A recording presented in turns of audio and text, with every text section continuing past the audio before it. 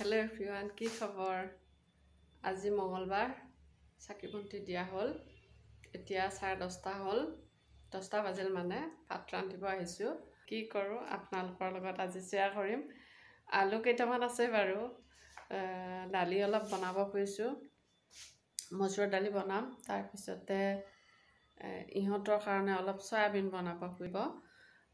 সয়াবিনত যথেষ্ট পৰিমাণৰ প্ৰটিন থাকে, সেইকাৰণে মানে আমি এই সয়াবিনটো নাখাওঁ। ইহঁতকো বনাই দিওঁ, মাংসৰ নিচিনাকৈ বনাই দিওঁ। ইহঁতে খাই বৰ ভাল পায়, সেইকাৰণে মানে সয়াবিনটো মাজে মাজে বনাওঁ।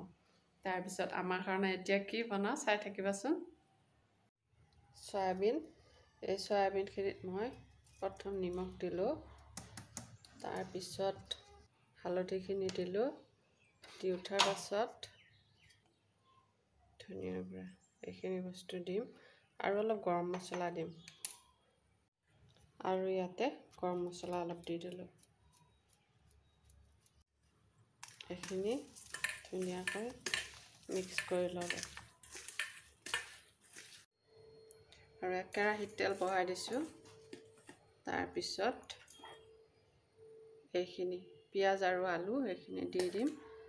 লগতে এইখিনি ইলাচি এটা, ডালচেনি এক টুকুৰা আৰু লং নহয়, মিঠি গুটি দিব পাহৰিছিলোঁ। কম পৰিমাণে মিঠি গুটি দি দিলোঁ।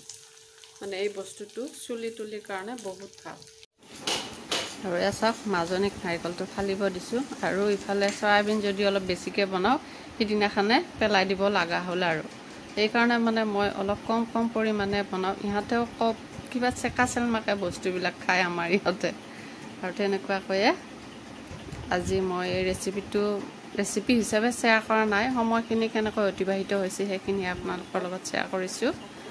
আৰু এয়া নাৰিকল টুকুৰা কৰি কাটি মিক্সিত দিব লগা হৈছে। আৰু কেইটামান মগু আৰু বুট আছিল।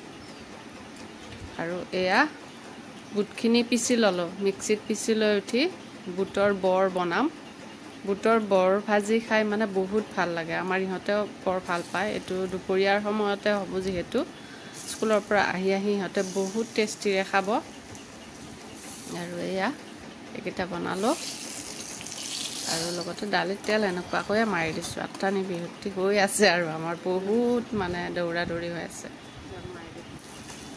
আৰু চাওক, আলু ভাজিলোঁ।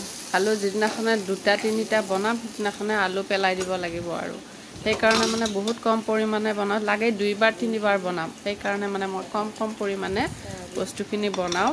2-3বাৰ বনালে একো কথা নাই, কিন্তু পেলাই দিবলৈ হ'লে মানে কিমান কষ্ট সেইটো আনাটোহে জানে। সেইকাৰণে মানে তেনেকুৱা কৰিছোঁ। আৰু যিহেতু আমি বনাবৰ কাৰণেই আছোঁ, গতিকে আৰু কি টেনশ্যন, বনাবই লাগিব কম হ'লে বস্তুবিলাক।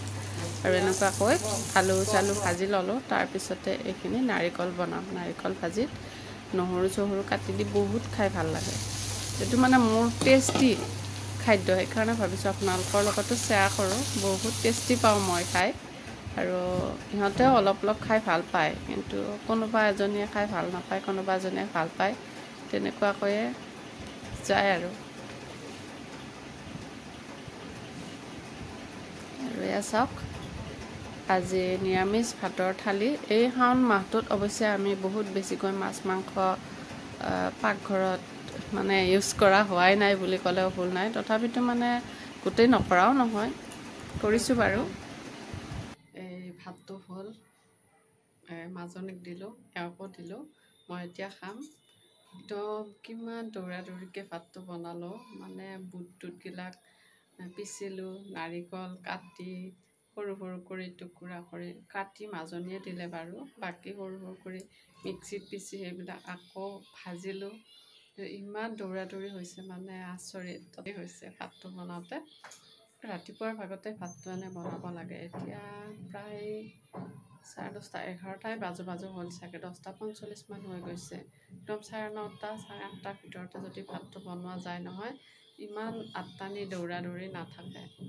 গতিকে এইবিলাকে মানে কিছুমান পজিটিভিটি থাকে, কিছুমান নেগেটিভিটি থাকে। সেইখিনি আপোনালোকৰ লগত শ্বেয়াৰ কৰিছোঁ। এতিয়া কিন্তু মই গোটেইখিনি পজিটিভিটিয়ে পাইছোঁ। যেতিয়াই ভাত বনাব লাগে, স্কুল কলেজ থাকিলেহে পুৱাৰ ভাগতে চবখিনি কৰিব লাগে।